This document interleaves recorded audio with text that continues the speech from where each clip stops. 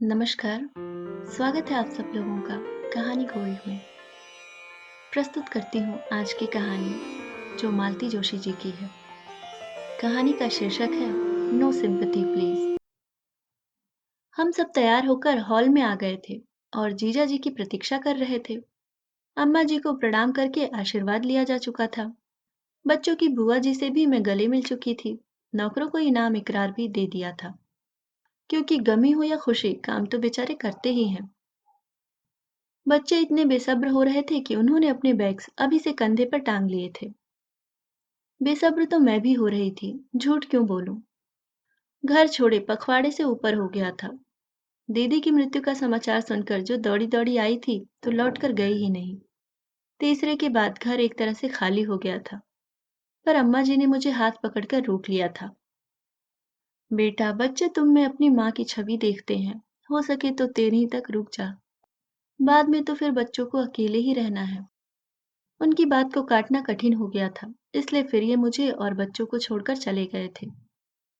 13वीं पर लौटकर आए थे। इस बीच दीदी के बच्चे 10 साल का अंशुमन और 14 साल की आभा सचमुच मेरे होकर रह गए थे। एक पल को भी मुझे छोड़ नहीं पा रहे थे। मेरे दोनों बच्चे यद्यपि बहुत छोटे थे, पर उनसे भी इन लोगों की अच्छी पटरी बैठ गई थी। तनिष्क तो दिन भर आभा की गोद में लदा रहता और तन्मय अंशुमन की पूंछ बना घूमता रहता। ऐसे में बच्चों को छोड़कर जाना बड़ा कष्टप्रद लग रहा था। फिर इन्होंने ही सुझाव दिया कि बच्चों को साथ लिए चलते हैं। वैसे भी इस मातमी माहौल से उनका बाहर निकलना बहुत जरूरी है। जगह बदल जाएगी तो थोड़ा मन भी बहल जाएगा। पढ़ाई का थोड़ा नुकसान होगा तो क्या फर्क पड़ेगा। वैसे भी इस मन स्थिति में वह कितना पढ़ पाएंगे। फिर सर्वसम्मति से यही तय हुआ। परसों 13 संपन्न हुई। मेहमान एक एक कर विदा होने लगे। मैंने बच्चों की बुआ जी को कुछ दिन रुकने के लिए मना लिया, ताकि अम्मा जी अकेली न पड़ जाएं। अब हम सब जाने के लिए तैयार थे। जीजा जी के ड्राइवर ने हमारी गाड़ी भी धो पोंछ कर चमका दी थी और बच्चे उसमें बैठने के लिए उतावले हो रहे थे। बस जीजा जी की प्रतीक्षा थी। हम लोग ऊपर जाकर मिल आते हैं, मैंने कहा। नहीं, उन्होंने दो टूक जवाब दिया। उन्हें शायद अच्छा नहीं लगेगा। शायद बच्चों की वजह से सेंटिमेंटल हो रहे हों। So leave him alone. मैं तो ऐसा नहीं कर सकती। आप लोग सामान वगैरह रखवाइए, मैं अभी आई। मैं दनादन सीढ़ियां चढ़कर ऊपर तो आ गई, पर दरवाजे पर ही ठिठक कर खड़ी हो गई। दीदी का कमरा था वह। एकदम भीतर जाने की हिम्मत नहीं पड़ रही थी। धीरे से पर्दा खिसकाकर देखा। कमरा खाली था। थोड़ा आगे बढ़ गई तो पता चला जीजा जी कमरे से लगी बालकनी में आराम कुर्सी पर लेटे हैं। जीजा जी, हम लोग निकल रहे हैं, मैंने प्रणाम करते हुए कहा। अच्छा, हैप्पी जर्नी। अच्छे से जाना, पहुंचकर फोन करना। बच्चों को साथ ले जा रही हूँ। पता है, मुझे मालूम है बच्चों के बिना घर एकदम सूना हो जाएगा, पर इस समय उनके लिए वातावरण बदलना बहुत जरूरी है। Yes I know, they need a change badly.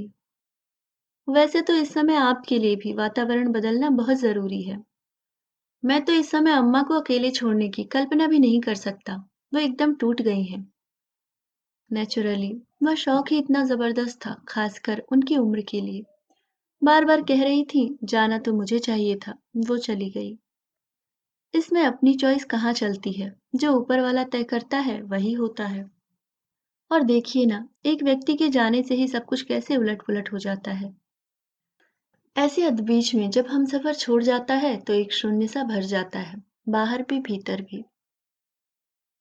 इस स्थिति से उबरना बहुत कठिन है, पर जरूरी भी है। खासकर बच्चों के लिहाज से। आपको इस अवसाद से बाहर आना ही होगा। अब आपको उनकी माँ की भी भूमिका निभानी है।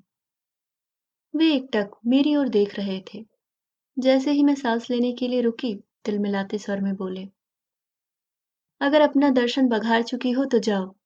जयेश प्रतीक्षा कर रहे होंगे। मैं तो हचकचा गई। उन्होंने मुझसे इस स्वर में कभी बात नहीं की थी, और उनकी वह दृष्टि, जो शब्दों में नहीं कह पाए थे, आंखों से कह गए थे। क्या हुआ जीजा जी? मुझसे कोई गलती हो गई है क्या? अगर ऐसा है तो आई एम सॉरी। सॉरी कहने मात्र से ही सब कुछ ठीक हो जाता है क्या?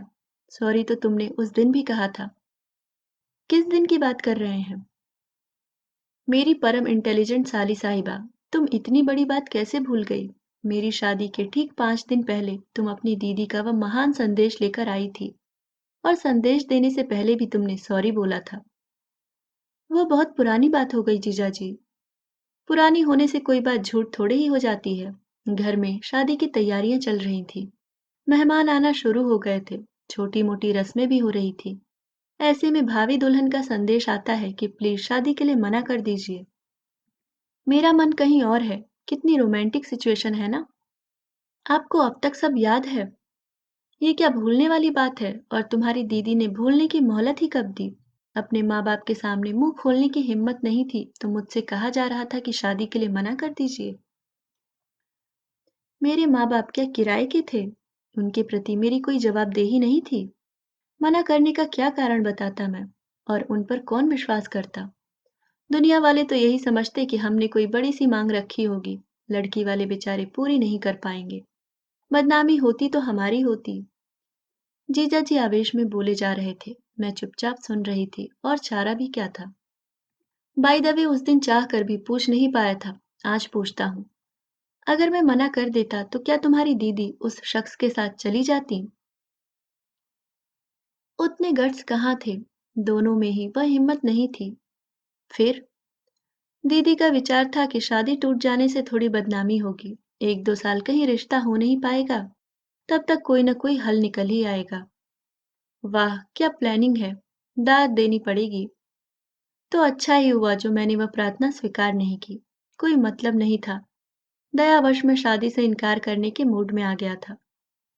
पर मेरे अवचेतन में बैठा मेरा पौरुषे दम फन फैलाकर खड़ा हो गया। मुझ जैसे कुलीन संपन्न सुदर्शन युवक को कोई कन्या अस्वीकार कर दे, यह बात मुझसे सहन नहीं हुई। मुझे लगा यह मेरा घोर अपमान है। तब क्या पता था इससे बड़ा अपमान भविष्य में मेरी प्रतीक्षा कर रहा है।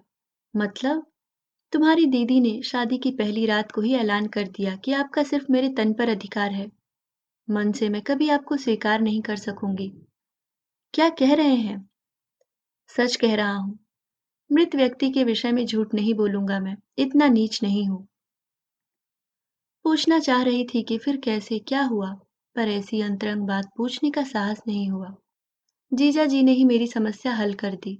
बोले, मैंने सोचा तन तो तन ही सही, कुछ तो अपना है, मन को लेकर करना भी क्या है। फिर मन से योजन दूर रहकर हम देह धर्म निभाते रहे। मतलब वो धर्म निभाती रही, मैं अधिकार जताता रहा। 15 साल आराम से निकल गए। बनी रहती तो और 15 साल भी गुजर ही जाते। और वे एक कसैली सी हंसी हंस दिए। कुछ देर को मैं सन्न रह गई। आई एम सॉरी जीजा जी। सॉरी किस लिए भाई। मुझे बड़ा दुख हो रहा है। वही तो पूछ रहा हूँ, दुख किस लिए, क्यों। हाँ, अगर मेरे बच्चों के लिए दुख हो रहा है तो वह जायज है। बेचारों ने बहुत छोटी उम्र में अपनी माँ खो दी है। अम्मा के लिए दुख कर सकती हो, उनकी लाडली बहू उनका बुढ़ापा खराब कर गई है। लेकिन मेरे लिए दुख करने की कोई जरूरत नहीं है। मैंने कुछ भी खोया नहीं है। जो कभी पाया ही नहीं था उसके खोने का दुख क्यों होगा। So no sympathy please. उनके स्वर में एक आदेशात्मक संदेश था, इस चर्चा को विराम देने का। वैसे भी अब कहने सुनने के लिए कुछ शेष नहीं था। मैं चुपचाप सीढ़ियां उतरने लगी। जीजा जी का वह कठोर स्वर कानों में गूंजता रहा, नो सिंपथी प्लीज। और एक हमारी दीदी थी जो जिंदगी भर सहानुभूति बटोरती रही। जब भी मायके आती, यह जताना कभी नहीं भूलती कि उनके साथ कितना अन्याय हुआ है। माँ पापा को उन्होंने कभी अपराध बोध से मुक्त नहीं होने दिया। हमेशा कहती, इनके खानदान की मर्यादा के लिए मैं शहीद हो गई।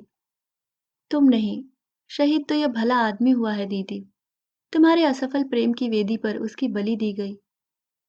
जिंदगी भर यह व्यक्ति अपने अनकिए अपराध की सजा भुगतता रहा, अपेक्षा झेलता रहा। पर मजाल है कि किसी को हवा भी लगने दी हो। न वाणी से न व्यवहार से कभी किसी को एहसास भी नहीं होने दिया कि उनके दाम्पत्य में कितनी बड़ी दरार है। आज भी अगर मैं अपनी बेवकूफी भरी फिलॉसफी न झाड़ती तो वे अपने मन की गांठें कभी नहीं खोलते। मैं आपकी अपराधिनी हूँ जीजा जी, क्षमा कीजिएगा। आपकी वह गर्जना अब भी कानों में गूंज रही है, नो सिंपथी प्लीज। मेरी औकात है जो मैं आपको सिंपथी दूं। हाँ, मुझे अपनी दीदी से जरूर सहानुभूति हो रही है। जिंदगी भर पता नहीं कि किस मृगजल के पीछे हलकान होती रही। और घर में रखा अमृत घट अनछुआ ही रह गया।